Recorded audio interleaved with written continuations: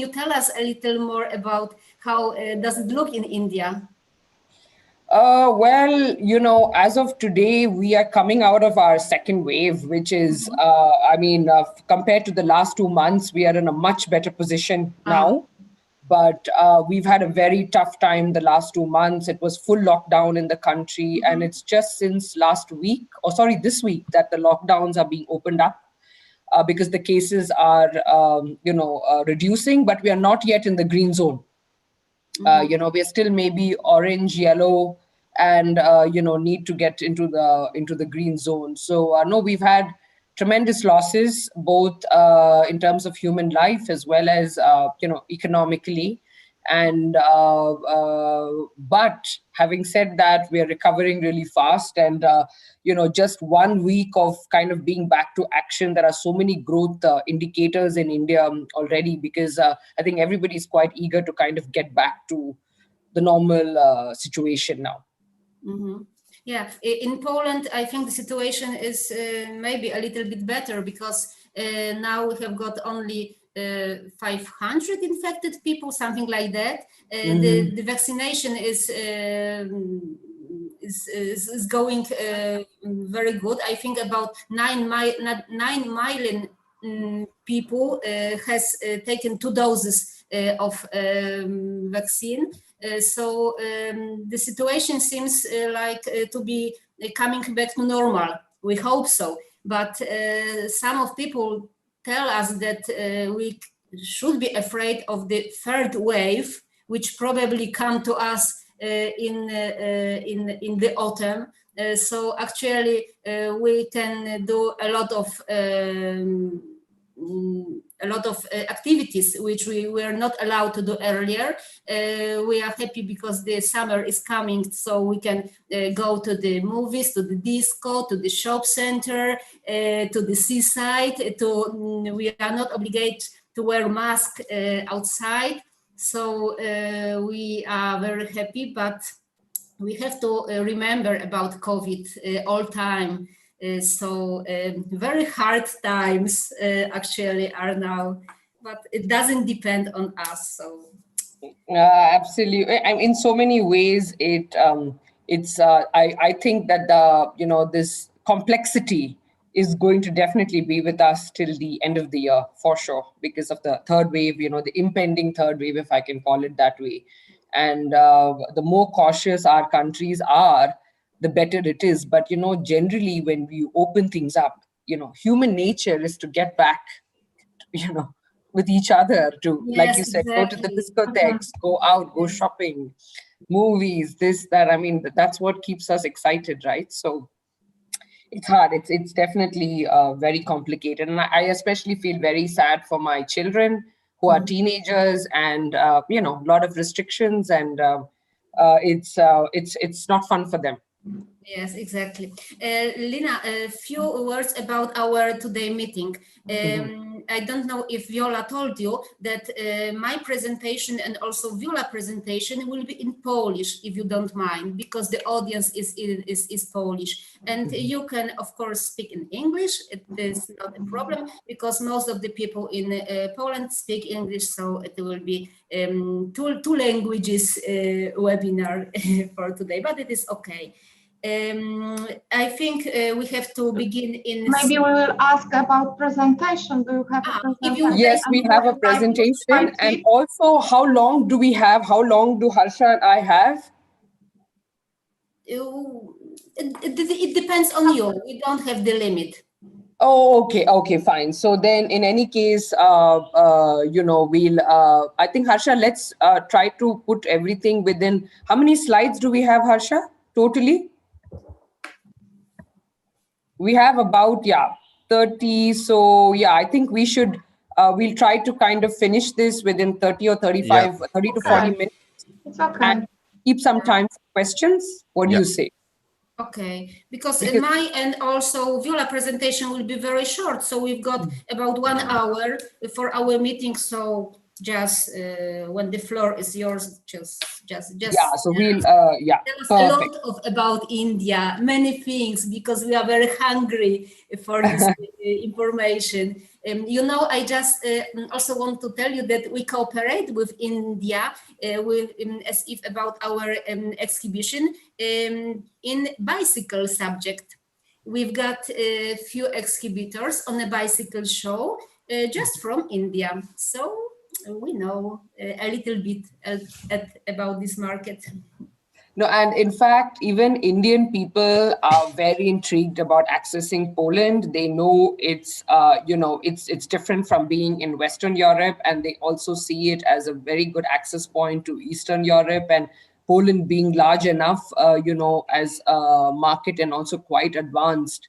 So I think India and Poland have had very good relations. I think both culturally, economically, etc. And we are very happy to collaborate with you and everyone here to grow that. I mean, I hope this will be the beginning of a new relationship and some concrete actions we can build out. Joanna, may I ask, which organization do you belong to?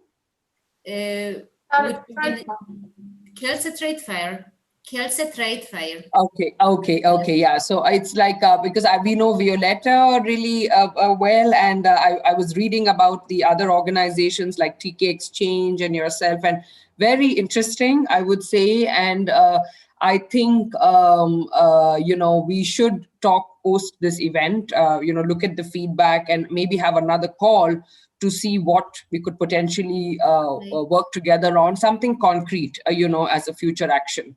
Of course, we can meet on a separate Zoom meeting and discuss about our future cooperation.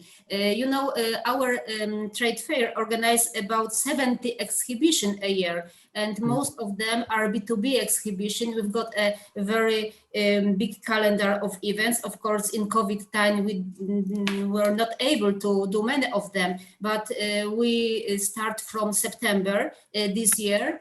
And we hope we manage to do some of the expo. Probably next year, 2022, will be better for us. So we hope we will find together topics which we can cooperate. So good beginning from today. Okay, I give the words to Marta. Marta, check the time if when we have to start. And we are waiting also for Viola. Okay.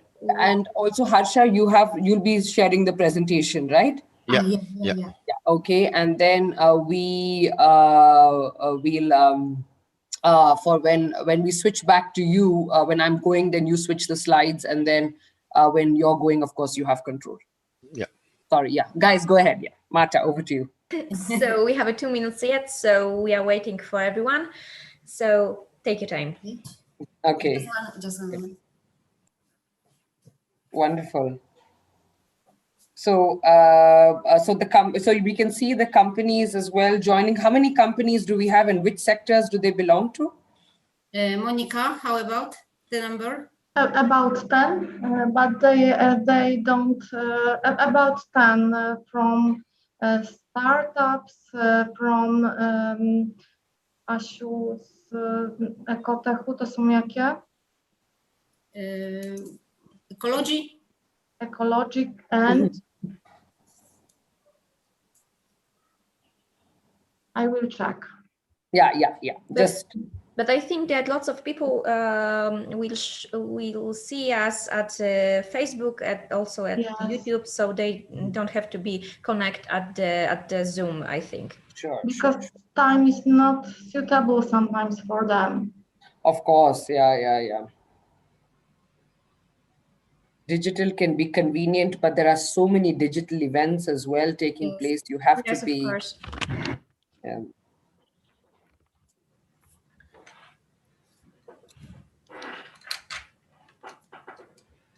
So we are waiting for Viola, I think. Yes, exactly.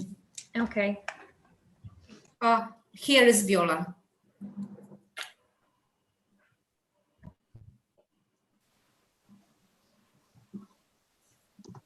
She is just connected to us.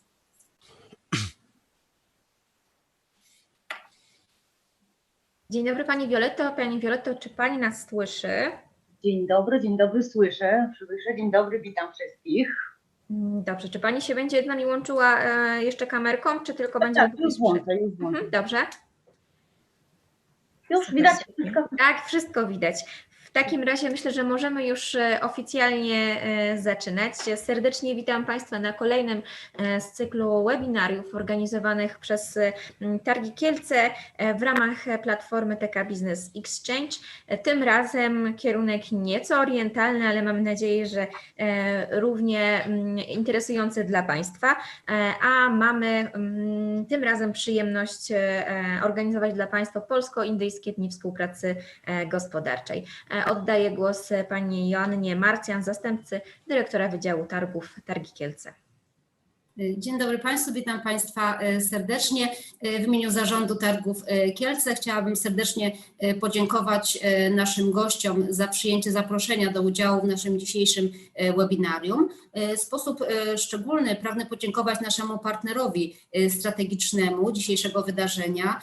Dziękuję pani Violetcie Zasępie, która jest prezesem Agencji Polsko-Bałkańskiej Współpracy Gospodarczej. Dziękuję za ogrom wkładu w realizację tego wydarzenia. Bez takich partnerów jak agencja to wydarzenie dzisiaj zapewne nie mogłoby się odbyć.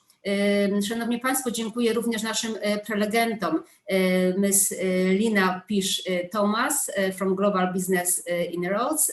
Thank you, Lina, so much. I dziękuję również panu Harsha Lingam.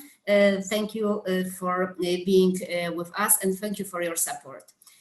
Tematem dzisiejszego wystąpienia, dzisiejszego webinarium będą Indie. Dlaczego Indie? Państwo opowiedzą nam coś więcej na temat właśnie tego kraju, tej destynacji, no i oczywiście o możliwościach biznesowych właśnie w tym kraju. Szanowni Państwo, troszkę o Targach Kielce. Targi Kielce jako organizator wydarzeń targowych i konferencyjnych, oprócz tego, że zajmujemy się organizacją wydarzeń targowych, spełniamy także troszkę nieco inną rolę, mianowicie integrujemy biznesy we współczesnej gospodarce. Jak wiadomo, w dzisiejszej rzeczywistości sztuka spotkań troszeczkę zmieniła się i przeszła do formy online. I po to, żeby je utrzymać, stworzyliśmy taką platformę spotkań biznesowych, platformę wymiany handlowej TK Business Exchange, na której właśnie dzisiaj się spotykamy, a której to celem właśnie jest międzynarodowa integracja firm polskich z różnymi odległymi destynacjami, z różnymi odległymi krajami. Przed naszymi wystawcami, z którymi spotykamy się zazwyczaj twarzą w twarz na naszych wydarzeniach targowych, otwieramy nowe możliwości, otwieramy nowe kraje. Takim naszym hasłem, którym nam jako pracownikom Targów Kielce tu przyświeca, to właśnie targi dają więcej. I chcemy po prostu naszym wystawcom, oprócz tego, że zapewniamy im w normalnych warunkach udział w wydarzeniach targowych stacjonarnych, dać możliwość poznania naszych partnerów w krajach nieco odległych, bardziej odległych, między innymi takimi jak Indie. W związku z tym integrujemy biznesy, to takie nasze nowe motto. Za nami już kilkanaście takich spotkań, to nie jest nasze pierwsze spotkanie. Do tej pory odkrywaliśmy przed naszymi wystawcami takie państwa jak Kazachstan, Brazylia, Chiny, byliśmy w Serbii, na Białorusi, zagościliśmy do Tunezji, byliśmy też we Francji, a teraz przed takim troszeczkę wakacyjnym czasem postanowiliśmy zabrać Państwa w kolejną podróż tym razem do Indii. Mam nadzieję, że spędzicie Państwo z nami nie tyle miło czas, ale dowiecie się Państwo wiele wartościowych rzeczy podczas dzisiejszego webinarium. Mam też nadzieję, że to dzisiejsze spotkanie będzie początkiem nawiązania współpracy pomiędzy naszymi nowymi partnerami, także liczymy tutaj na owocną współpracę w czasie już organizacji tradycyjnych targów. Ja dziękuję Państwu za uwagę, zapraszam do wysłuchania naszego seminarium i przekazuję pałeczkę do Pani Wioli. Pani Wiolu, floor is yours. Dziękuję serdecznie. Dziękuję, dzień dobry Państwu, witam równie serdecznie. Dziś zabieramy Państwa w daleką podróż biznesową, podróż do Indii. Chcemy Państwu pokazać, dlaczego Indie to ciekawy rynek dla przedsiębiorców z Polski i z krajów bałkańskich. Indie to ogromne państwo w Azji Południowej. Zajmuje większość subkontynentu indyjskiego, rozciąga się od śnieżnych szczytów Himalajów do tropikalnych lasów Kerali na południu.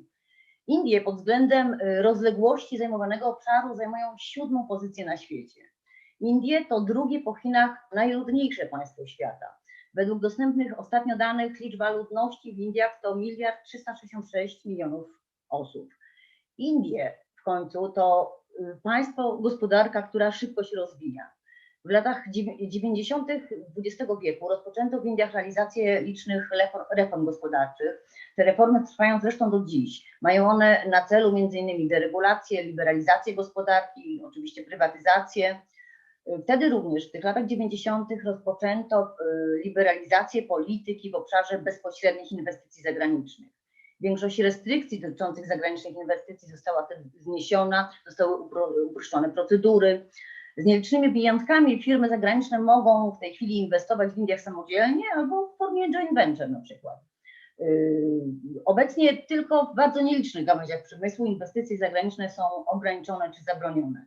Są dopuszczalne praktycznie we wszystkich sektorach. Stopniowo eliminowany jest górny pułap inwestycji, które w niektórych przypadkach miał miejsce. Indyjska polityka ekonomiczna w zakresie inwestycji zagranicznych jest tak skonstruowana, żeby w sposób nieprzerwany przyciągać do Indii kapitał, żeby pobudzać współpracę technologiczną pomiędzy Indiami a innymi krajami. W ciągu ostatnich lat podjęto wiele inicjatyw, które przyniosły w rezultacie napływ zagranicznych inwestycji do różnych gałęzi gospodarki indyjskiej. Indie zresztą traktują jako pożądane FDI w praktycznie każdym sektorze, z wyjątkiem może tych o znaczeniu takim strategicznym, newralgicznym, jak obrona, jak transport kolejowy, jak energetyka jądrowa. Indie są wciąż łakomym kąskiem dla inwestorów, przede wszystkim ze względu na niskie koszty prowadzenia firmy. Ten kraj wciąż pozwala na osiąganie dużych zysków kosztem stosunkowo niskich w porównaniu na przykład ze Stanami Zjednoczonymi czy z Europą nakładów. Skoro o inwestycjach zagranicznych, przy okazji kilka słów o wzajemnych inwestycjach polsko-indyjskich. Nie wiem, czy Państwo wiecie, ale Indie są w Azji największym rynkiem docelowym dla inwestycji z Polski. Według danych Narodowego Banku Polskiego Indie zajmują pierwsze miejsce w Azji jako lokalizacja polskich inwestycji bezpośrednich. Z kolei z drugiej strony kraj ten jest na 5. miejscu spośród największych azjatyckich inwestorów bezpośrednich w Polsce. Według danych NBP polskie inwestycje bezpośrednie w Indiach w 2019 roku to 243 miliony dolarów, natomiast indyjskie w Polsce również w 2019 roku to około 100 milionów dolarów. Jeśli zaś mówimy o całkowitych inwestycjach indyjskich w Polsce, to są one wyceniane na ponad 3 miliardy dolarów. Największym inwestorem indyjskim w Polsce jest oczywiście firma ArcelorMittal. Jeśli zaś chodzi o całkowite polskie inwestycje w Indiach, one są szacowane na 672 miliony. Jeśli chodzi o ważne polskie firmy, które są obecne w Indiach, to na przykład Canpack, to Famur, to firma Solaris, to też firma Inglot czy Meble Forte. Indie jako największa demokracja świata szybko się rozwija. Ciekawostką jest to, że Indie są już 5. gospodarką świata, jeśli chodzi o nominalne PKB. Pod tym względem prześcignęły nawet Wielką Brytanię i Francję.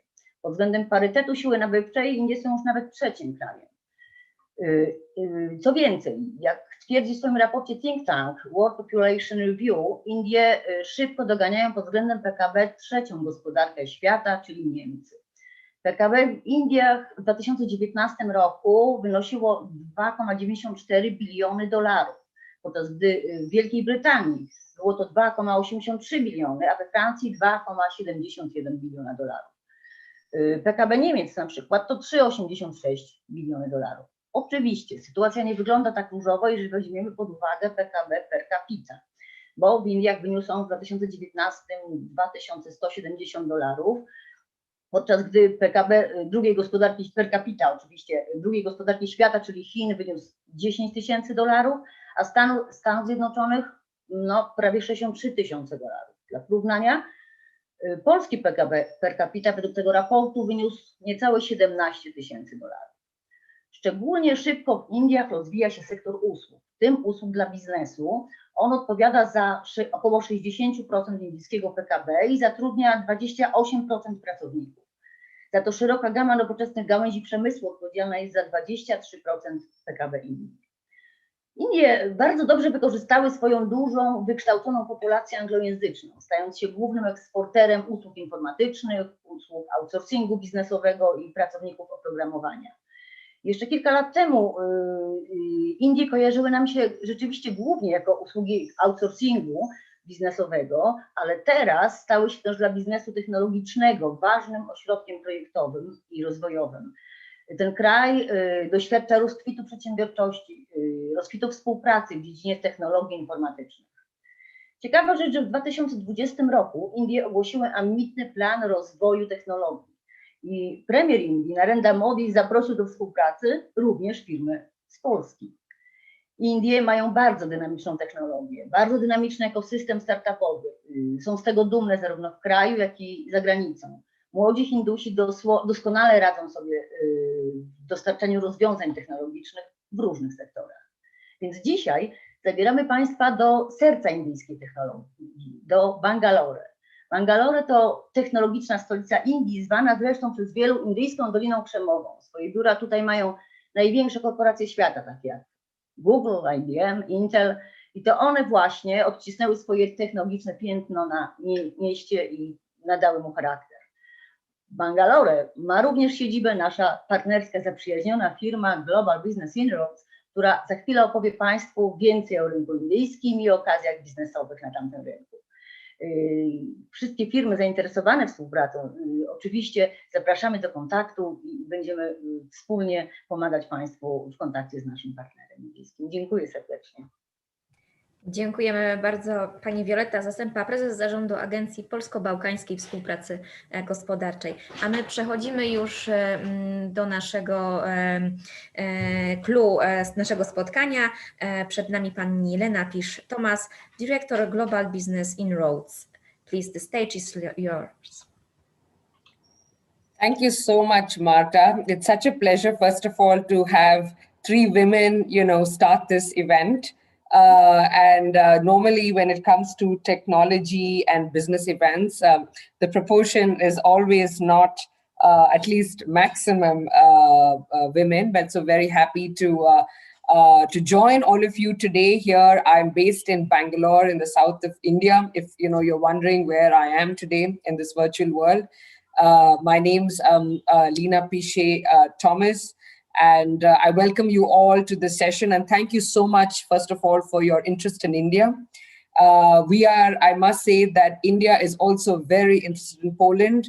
We've had great economic and cultural bilateral relations. I've personally visited Poland a few times and love your country. So before I begin, I want to thank, the organizers, Marta for coordinating, and Joanna from Tiergekerche. I hope I've got the pronunciation right. And of course, my dear friend Viola from the Polish Balkan Agency for Economic Cooperation, who I've known for many years now and has always been at the, very, very enthusiastic about building bridges, with India and helping Polish companies really expand internationally. Next slide. So for today's presentation, I really wanted to, we want to tell you a little bit about the Indian story, of course, why India, why you should look at it. But I'm just going to start, with an introduction to our organization. So you have a background of who you're talking to and why you're talking to us as well. So Global Business Inroads, we are actually a 12-year-old company. And we are headquartered out of Bangalore, as I mentioned, but we have a team also in Mumbai and Delhi.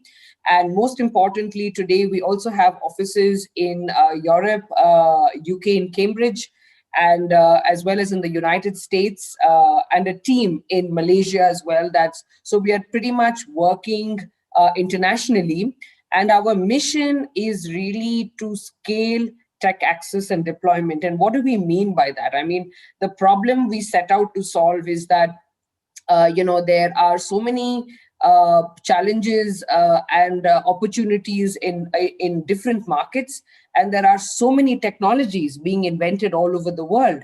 But are we seeing all those technologies deployed? Are we using them? Do we have access to them? So the answer is still a big no.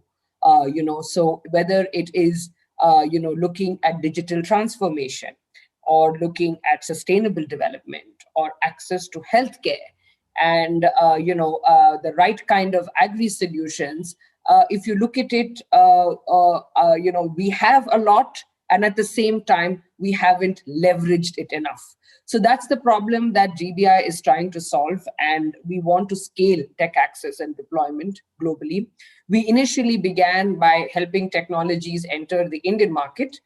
That's been our history. So our idea was to look at all the problems and challenges in India and go out and find the right kind of technologies. But today we also help Indian innovation internationalize into the geographies that we operate in. So we started historically with a focus on climate change, sustainability, clean tech, and that's been a lot of the work we have done. And we eventually have moved along and done a lot of work in the digital space, also in the agri-tech space, and health area, as well. Next slide. So what do we really bring together, as a company? So if you look at it, we just talked about technology. Then you also need to have the technology adopters, and and most importantly, the ecosystem that you need to kind of have to deploy a technology into a new market. So you might say, oh, this is matchmaking. So, but in a way, we are way beyond matchmaking, because it's not so simple when you try to match a Polish company with an Indian company. For a Polish company to enter the Indian market, there are so many nuances. You would have also seen, maybe some of you have experienced, you might kind of start a discussion with a potential partner, and then you just stop, it breaks. So what we have realized is that there is an importance to engage in a process when you want to look at coming into markets like India. So which is way, which is a lot more than just looking at matchmaking. And I'll tell you more about that. Next slide. These are the areas of interest that we have and will focus on today's presentation. Also, these are some of the growing, thriving areas in India, whether it comes to smart cities, energy, environment, sustainable transport, agri-tech, and biotech as areas, and of course the whole topic of climate change and public health. I mean, this is a topic GBI has been working for a very long time, but in the current COVID crisis, this has such resonance. Today a lot of people are saying that not managing the environment, air pollution, it has really become an accelerator of COVID. So if you are healthy, you have access to a cleaner environment, you can fight COVID better. So this whole topic of looking at public health, healthcare, looking at medtech, looking at opportunities there, and also looking at how do we look at cleaner air, cleaner water, all of those kind of things, that's a very, very important topic that we are trying to address through technology access and partnerships. Next slide. Yeah. So then a little bit more about GBI, as a company. I think something that will be of interest to all of you is that you might be familiar with the Enterprise Europe Network. It's a European Commission program that brings together 60 countries, as well as organizations that are focused on helping their companies build partnerships in new markets. So GBI is the node in India for EEN. We also represent the European network, EBN, and we, through our offices in the UK, work with, Cambridge, the Catapult, and the Oxfordshire ecosystems. And in North America, Viola and I were there in North America at the launch of one of our projects a few years ago. And yes, we work with multiple clusters and organizations, again, on the same topic. And if you look at it, this is the kind of ecosystem. I mean, it's a fraction of the ecosystem that we work with today. Next slide. Yeah. So this is a little bit more about EEN for those who wanted to know more about it. So to just delve upon it, there is a website of the EEN. And there is a network of organizations that help with technology transfer, matchmaking, also bringing delegations from different parts of Europe into many countries, India being one of them. And so if you have a technology offer or a technology request from Europe, this is a platform that we use to kind of do the matchmaking as well. Next slide. So, and apart from EEN, one of the things I wanted to mention how deeply GBI is connected with Europe. And we work a lot with, multiple organizations, also from Poland. And and these are the projects today that we are implementing, which are funded by the European Commission, by agencies such as the Directorate General of Research and Innovation, Connectivity and Information Technology, Environment and Growth and Trade as well. And right from when it comes to startups and innovation partnership between Europe and India, we are working on programs in that area. We're also working on a digital business connect. We're working on a biodiversity and sustainability platform. So whether it's digital or sustainability or innovation, these are the different programs today we are implementing, for the EU in India. Next slide. So here is a excerpt of our clients, and just to give you a sense of who we are. And on that note, so if you can see here, we work with corporates, we work with associations, we work with government agencies. So and also with technology companies, individual technology companies that want to kind of enter the Indian market, or a large corporate that wants to look at innovation projects, or governments that want to do a combination of activities, at a cross-border level. Also business associations as well. Next slide.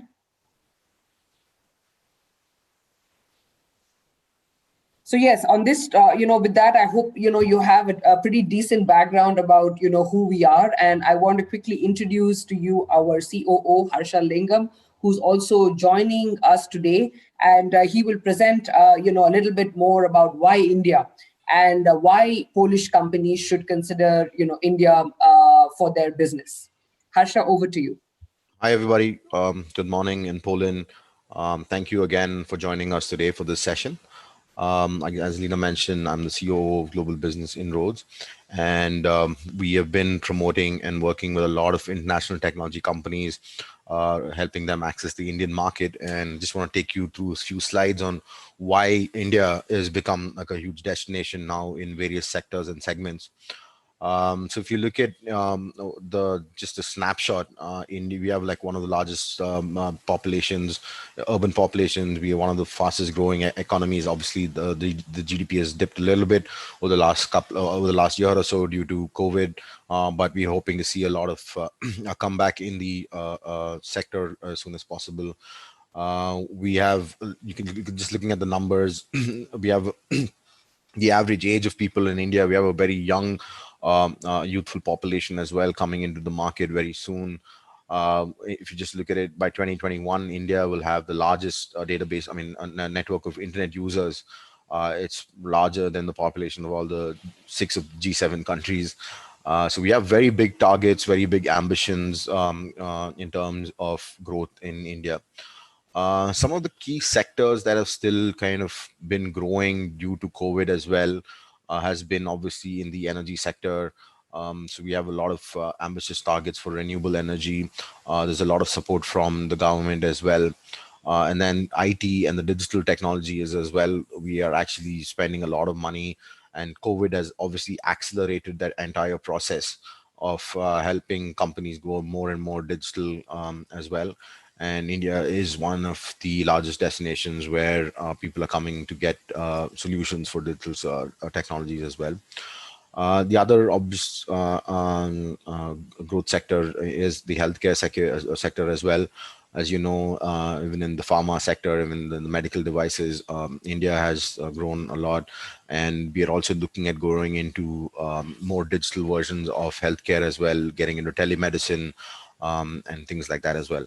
Apart from that, education tech, again, one more obvious sector which has seen a lot of huge growth is in the edutech sector. Obviously, since nobody's available in the last year or two, and hopefully it'll end soon, but a lot of students and educators have not been able to go to classes physically. So the edutech sector and the startups in that area have grown exponentially over the last couple of years. There's been a lot of investment coming into that sector as well. Some of the other growth projections in key sectors in India we're looking at is energy management and energy storage. As you know, we are a huge market. There's a lot of demand for energy, and we're trying to kind of catch up to China in terms of economic development as well. So there's a lot of growth happening in India. So we are looking at more and more renewable energy sources rather than going into fossil fuel sources. So there's a lot of opportunity there for energy management and storage. Obviously, India is a big country. We have a lot of waste that we need to manage, there's a huge potential for waste management companies as well in India. And we're also tied up to that is even the smart city sector, where we have one of the most ambitious smart city projects in the world, where we're trying to make almost 100 cities in India go smart. I already spoke to you a little bit about the healthcare market. Electric mobility has been another huge mandate for the government in the recent years. So we have a lot of different programs, as well as subsidies, as well as policies that are coming up to support the electric mobility market now in India. Then the other sectors that we're looking at is the Indian infrastructure market. There's going to be a huge opportunity there. There's a lot of potential in India, where we're looking at almost close to 6.6 trillion by 2025. Again, in the environmental services, Industry 4.0, as you know, again, because of COVID, looking at advanced manufacturing techniques, looking at predictive maintenance, looking at how do we remotely manage certain regions because of COVID, social distancing and stuff. This has been a huge growth in this industry as well. And again, water and sanitation, the sector is almost expected to reach close to 5.67 billion by the end of 2023. So this is another huge opportunity in India, and there's a very growing market currently. Just want to also talk to you a little bit about the startup ecosystem as well in India. So basically, since 2014 to 2021, we have almost had 41,000 startups that have been incepted. In just last year, we've had almost 1,600 startups that have grown. We have already, in the last one, in 2020, we added about 12 unicorns. We have total of 34 unicorns currently active in India. And the total funding received is close to about $9.9 billion US so far. So the startup ecosystem is very, very vibrant. We have close to about 520 incubators and accelerators programs helping most of these startups. So there's a lot of government programs as well. There's a lot of investors and institutional investors, VCs, angel funds that are supporting the entire Indian startup ecosystem. Some of the key trends that define the last year or so was, again, looking at digital acceleration. A lot of organizations, companies are embracing digitization, and connected to that is also skill development. So there's a lot of new opportunities, new skills that need to be developed to catch up with this growth. And I already talked to you a little bit about the startups. The e-commerce market has taken a huge jump in the recent years, also thanks to COVID. And there's a lot of talk. Focus on centers of excellence. So we have a lot of innovation hubs that are coming up to support these startups and innovation programs. And again, AI and automation is something that everyone is looking at now in terms of going ahead, as COVID's going to be around for a while, and it's going to be the new normal going forward as well. Some of the main, let's say, sectors that we're looking at for Polish companies for promising in the Indian market is obviously the digital and information communication technologies. As I mentioned, there's a huge opportunity. There's a huge requirement in India. I mean, there is a huge workforce, and India is already kind of on the innovation curve, but they're always on the lookout for new kind of solutions in the IoT, blockchain, big data management. So anything that is unique and that's coming out of Poland, there's a lot of opportunity, a lot of companies looking for new solutions, new ways to do business better and sustain themselves during these hard times as well. Another key sector is in the sustainability and the clean tech sector. The government as well has a lot of focus, like I mentioned to you earlier. There's a lot of opportunity in the renewable energy sectors, looking at electric vehicle electrification. So we also support most of the sustainable development goals, both from the public and private sectors. A lot of companies are adopting newer solutions to go more and more sustainable and clean in terms of their operations. Apart from that, in the agri-tech, biotech, and healthcare sector also, again, thanks to COVID and also in India, given the sheer size of the market itself, more and more people are looking at adopting new technologies in the agricultural sector as well to improve the productivities as well as improve the sustainable livelihoods of people. I mean, we've been doing some of the agricultural practices in a very traditional way, but looking at the growth projections and looking what we need to do, adopting technology is the only way forward in terms of growth for a country like India. And there's a lot of opportunity, a lot of companies, organizations looking to adopt new technologies as well in these sectors. If you look at it, the Indian biotechnology sector also is huge, and it's valued at close to $70 billion in 2020, and it's projected to reach close to $150 billion in 2025. Even the healthcare market is a very, very big market. There's a lot of opportunities in India in the healthcare sector as well. Like I said, even looking at digitization of healthcare, and even in the medical devices sector, there's a lot of opportunity. And more organizations, hospitals, end users are looking at new and innovative solutions to adopt in terms of healthcare and biotech as well. Yeah, so just wanted to kind of also share a few of the opportunities and the programs and processes that GBI has put in place, which companies from Poland can adopt or leverage to access some of these opportunities in India. So we have developed a portal called the Global Technology Interface. It was launched in 2017 in San Diego in the USA.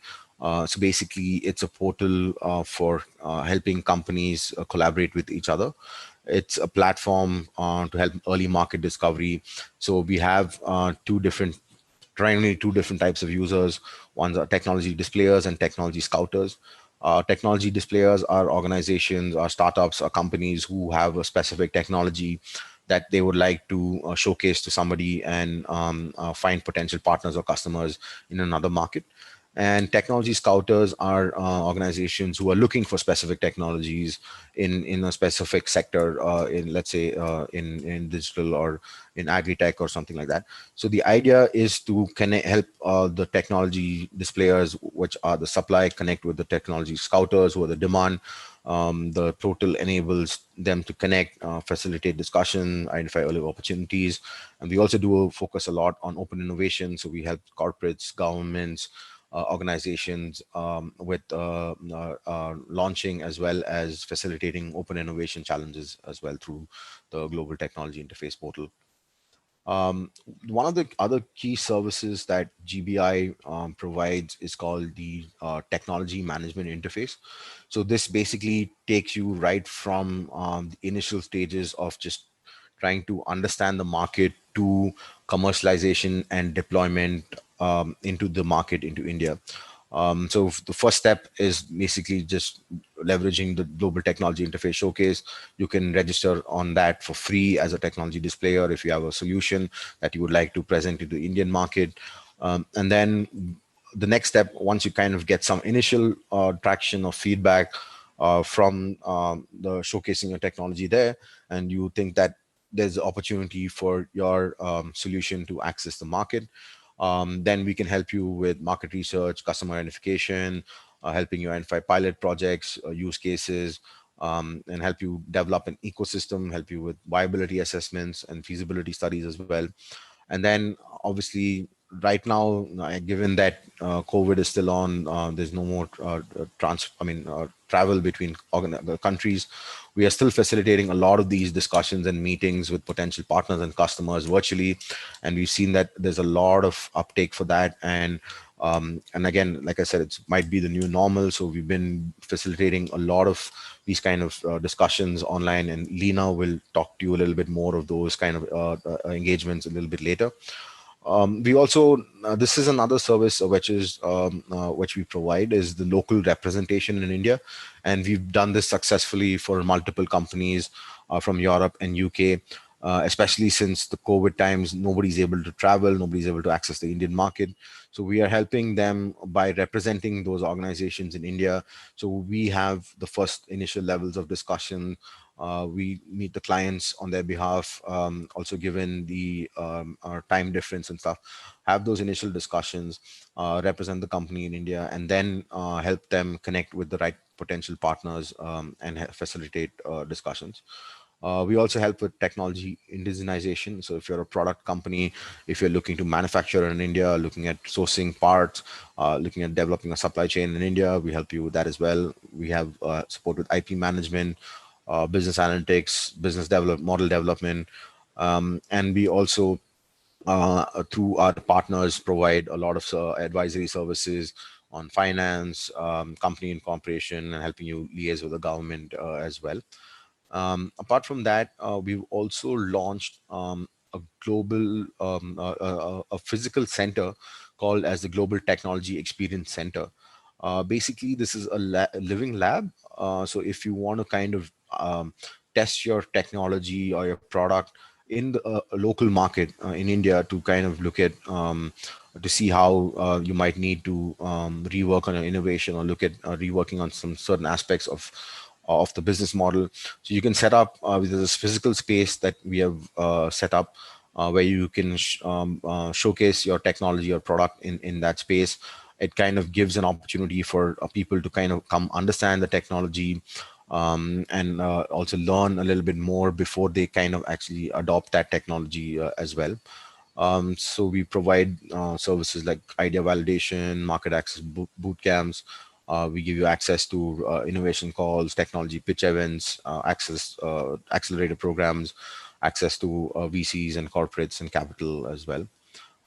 So the GTEC was set up at NTTF. NTTF is an institution where they also are networked with a lot of corporates.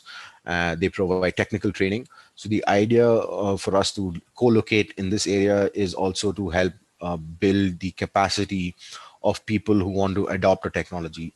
So given that we bring in a new technology, but people don't know how to use that technology, then the deployment of that technology has no meaning. So the idea was to set up in a technical training institute is, if you get a new technology, then people can be trained to work on that technology, and then deploy that in terms of supporting with O&M, operations and management, and things like that. So the idea was to kind of bring that whole ecosystem together. So technical training, the technology, and the adopter together in terms of taking innovation to the market. Just to give you a quick overview, we do have other value-added services as well. We can provide you with market insights and technology validation reports. This can be anything from a short report for a couple of pages to just give you a quick overview of the Indian market. It can be a detailed one where we talk about what are the opportunities, the competitive analysis. We do primary research, give you kind of what are the local policies and the barriers for entry. That's a more in-depth kind of a report, which will give you a good oversight of the market. And then we also help, if you're looking for something specific, we can support you with that. We help a lot with partner, customer, and investor connects as well. So if you're looking at identifying and having curated meetings with potential partners in India, we can support you with that. And I also already spoke to you about local representation. And some of the other services that we provide are obviously looking at identifying pilot projects, looking at helping you with the commercialization strategy in India, with the market entry strategy as well. With this, I'll just give it back to Lena. I'll talk to you a little bit more about the current programs that we've been doing to support all these activities. Great, thank you, Harsha. It's while we have shared about the numbers of the Indian market and the opportunity, Harsha also shared about how there are some ways to access it through the channels that we have created. And now, most importantly, I'm going to quickly run you through some of the existing programs that you, if it fits your bill, you could join as well. So what Harsha just shared was generically, this is for any, that was for any Polish company, but here these are specific programs that may or may not suit you, but if it does, that's maybe something we could discuss further as well. So yeah, Harsha, next slide. So the first one is, this is on digital, for digital technology and in the area of digital transformation. And this is both for European companies that are looking for digital technologies from India, or also wanting to offer their digital technologies to India. So we have highlighted, in fact, for the India-EU Digital Networking Program, if you are a European company in any sector, you could be in manufacturing, you could be in green tech, you could be in biotech, you could be health, you could be an agriculture company that is looking to digitalize. And as you know, India is one of the top companies in terms of digital expertise, from all over the world. So if you're looking to really build those partnerships, here is a platform. And, our next step that we have, that you just need to register as a technology scouter on the Global Tech Interface platform. And then someone from our team will contact you and invite you to a matchmaking event that we will be hosting. And remember, this is free. It's already a program, like this program is already funded by the government of India. So it's at no cost to you. So if it's useful, you could, you could participate.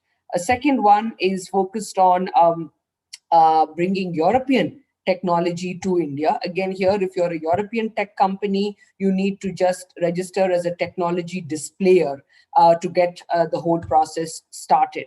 So in the digital technology space, these are the current programs. Yeah, next slide, Harsha. So, and in clean technology, we have a few programs here as well. We have a program that we are beginning to put together on sustainable tech for transport.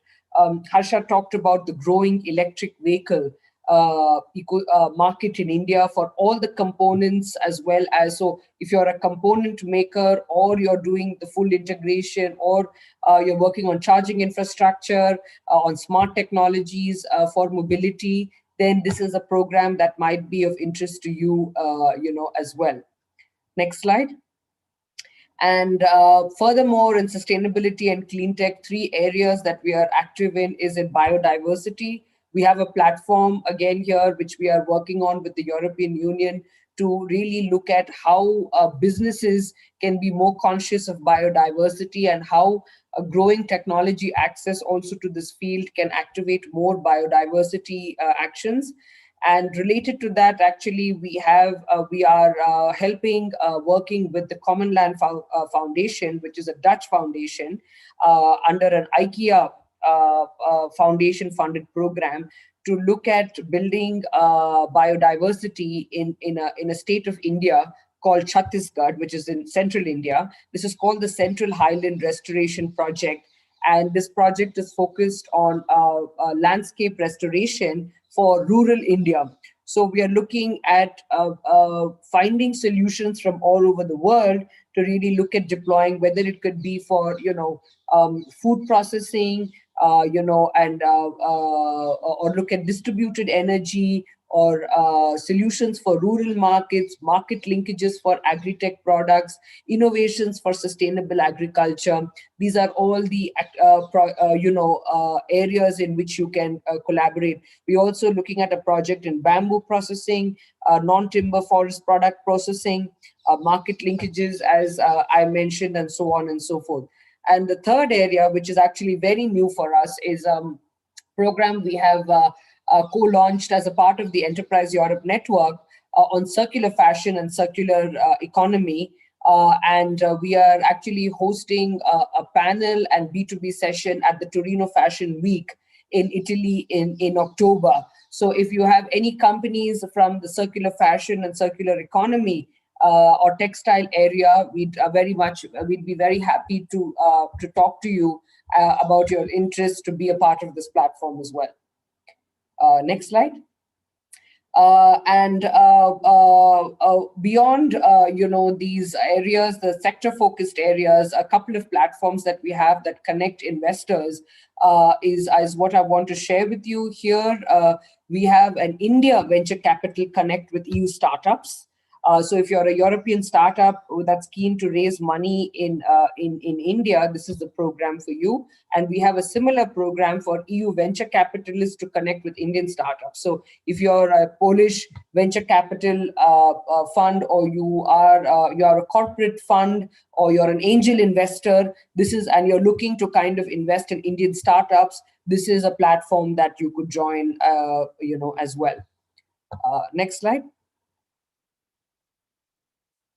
So I think, again, talking about startups, a program that's what we are actively developing right now is the Europe, it's more South Asia rather than just Sri Lanka. So it's a Europe-South Asia Innovation Partnership. And here, if you're a European startup that is looking at finding partnerships in India and Sri Lanka, this is a program that you might want to join, because we have an internationalization help desk that's offering support to startups. We also have an investor platform within this, and also a corporate innovation platform where large corporates can scout for startups, and also startups can build relationships, with corporates. Next slide. Yeah. So I think programmatically, we've talked about digital, we've talked about clean tech, we've talked about innovation and startups. And one of the areas that we have seen growing incredibly is organizations, whether you're a corporate or an SME or a government, and you want to scout for innovation, you want to scout for new startups. We create this whole program to launch innovation calls. If there is a problem statement that a corporate has or a company has, and let us say they say, I want to improve the speed at which I'm manufacturing, so I'm looking for industrial IoT solutions, or I'm looking to green my business or my supply chain, I'm looking for technology. So based on that, we actually put out an innovation call and scout for startups. Here is, out here, you will see some examples of those innovation calls that are out there, where, for example, Grow Right Substrates is a Sri Lankan corporate looking at scouting for precision agriculture, data analytics, farm services, or fintech startups from Europe or India. And Common Land, as I mentioned, is looking for sustainable, agroforestry and landscape restoration solutions. And so on and so forth. So again, you can find these innovation calls in the innovation call section of the Global Tech Interface. Yeah, next slide. Yeah, so then, I think we are pretty much at the end, and I think I quickly wanted to summarize for you why you should look at coming to India. First of all, because of your organizers, Joanna and Viola and Marta. I think you already have people who are building bridges with people like us. So, and apart from that, there is the market, there is a clear opportunity. We have outlined the process, because that you will see is very important. We've also seen that European companies that come to India, they need someone to go to. So once you even find a partner, you need to talk to somebody who's neutral, who can help you through any questions or thoughts that you have. It could be regulatory, it could be that, oh, this partner does this, but I just need someone to review the agreement. So you need to have someone to go to. So that's what really GBI brings to you as well, the people that can help you and support you in your endeavors. So with that, I just like to, again, thank you. And I'm very happy to take any questions, and interact with you. It'll be fun. I'd like to really maybe hear from some of the companies that are participating. My contact details are up here. please feel free to reach out to us. But yeah, in the meantime, please start your videos, ask your questions. I would really like to answer questions and talk to you. Yeah, we have a questions from our viewer. Yeah, from Kasia. Kasia asks, do you see a chance for Polish cosmetics in India? And is the Polish quality known at the India market? I think that the question is connected with the cosmetics. Sure. So, first of all, I'd like to say, when it comes to the cosmetics business, it's not a big focus area. I mean, it's not an expertise of area of GBI. But having said that, from my understanding, India is one of the largest markets for cosmetics. And, we have products from all over the world. I mean, being a lady as well, everything is available in India, where your topmost brands, your middle level brands, your low cost brands, you have everything that's available. So, and also to your second question, is Polish quality known on the Indian market?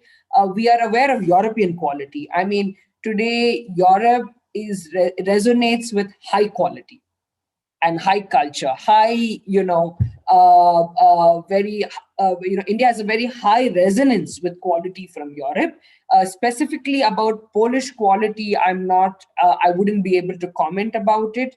And as I mentioned at the start of my presentation, there is a lot of respect, understanding about Poland now in India. I think there are a lot of Indian companies who've been successful doing business with Poland, and so there is definitely going to be a deep interest, in Polish products as well. That will be a tough question, I think. In which sectors Polish companies will be successful? In India?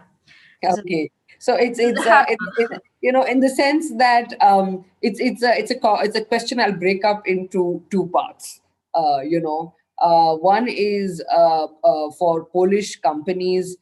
We have commented today about 3 to 4 key sectors, as we mentioned. There are a lot of opportunities in digital. There is a lot of opportunities in clean technology, sustainability, biosolutions, ecological and environmental solutions, and energy. We've talked about health, medtech. These are all the areas that you can be successful, and there are many more. There are many more. To be honest, India is a vast country. So whether if you look at all of the verticals, whether it's automotive, aeronautics, defense, when you look at fast-moving consumer products, these are all areas that are all growing, as even Harsha pointed out a few. So pretty much there are a lot of areas. But to be successful in India, that's why I said I'm going to break it up into 2 parts. Please come to India from the long-term perspective.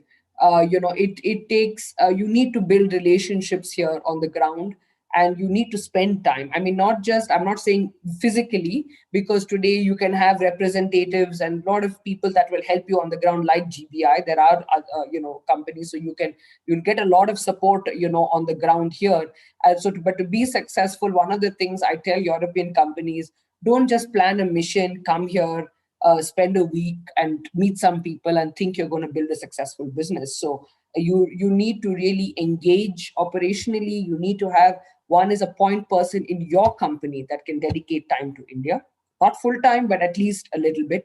You need somebody locally here, a local partner that can support you while you connect with other people, and a go-to person that you can trust, and then you engage. You have to do your engagement in such a way that you start, like this is what we suggest. Start with a 6-month engagement, where you find your first customers and partners, do some market research, understand the market, have some business conversations.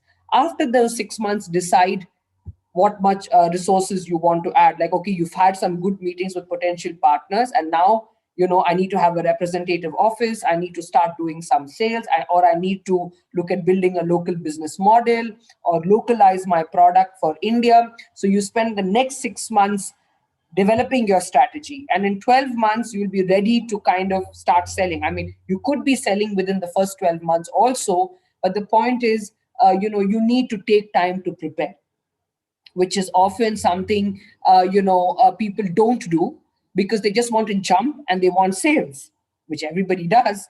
But at the end of the day, that may not be your winning strategy. You need to engage in a process and to be more successful here in India. Okay, thank you very much. I think, do we have any questions? Mamy jakieś pytania, drodzy Państwo, jeszcze? I think that's all. So I was wondering if it's possible to get your presentation, send your presentation for us, because I think that lots of information will be just can be read just a little bit slower, and it will be easier to catch up with the information, because there's lots of information we have, and also we have lots of company with connecting with the green energy and environment service also. So I think that that will be easier that send them presentation. So if it's possible to get the presentation, it will be great. Absolutely, we are more than happy to share it with you. Okay, so I think we will be ending our meeting. Myślę, że będziemy kończyć nasze spotkanie, Szanowni Państwo. Jeżeli nie macie Państwo pytań, było nam niezmiernie miło gościć Państwa na kolejnym spotkaniu z cyklu spotkań TK Business Exchange, tym razem Polsko-Indyjskie Dni Współpracy Gospodarczej. Serdecznie dziękujemy za Państwa obecność i do usłyszenia, do zobaczenia. Thank you very much. See you soon, I hope. Thank you, everybody. Pleasure.